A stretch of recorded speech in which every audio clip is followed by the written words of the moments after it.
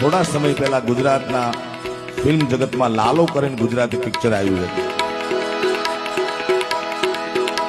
માયાભાઈ, મારે વાત મૂળ એ કરવી છે કે અત્યાર સુધી ગુજરાતી ફિલ્મો જે બને છે એમાં સબસિડીનો આધાર હોય છે મોટો, કે ગવર્મેન્ટની સબસિડી મળે. સરકાર બહુ સારી સહાય કરે છે, રાજ્ય સરકાર હોય કે કેન્દ્ર સરકાર 20%, 30%, 40%, બહુ સારું હોય તો 60-70% સબસિડી આપે.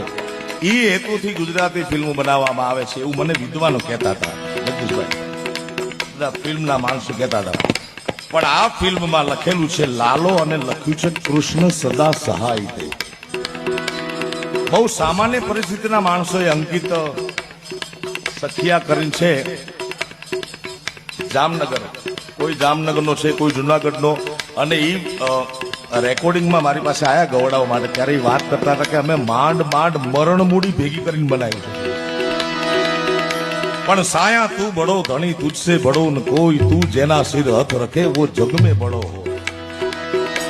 બીજી વાત તમને કરું કે સરકાર મદદ કરે, કોઈ ફાઇનાન્શિયલ મદદ કરે તો કેટલી મદદ કરે. માથું કૂટે માનવી ત્યારે વિઘો એક બાંડ પવાય, અરે રઘુવીર રીજે રાજડા તો જ નવખંડ લીલો થાય. ગુજરાતી ફિલ્મના ઇતિહાસમાં 50 કરોડ રૂપિયા જેટલો એ ફિલ્મે ધંધો કરે છે, વ્યવસાય કરે. એ વાતને તાળીના ગગડાથી વધાવો.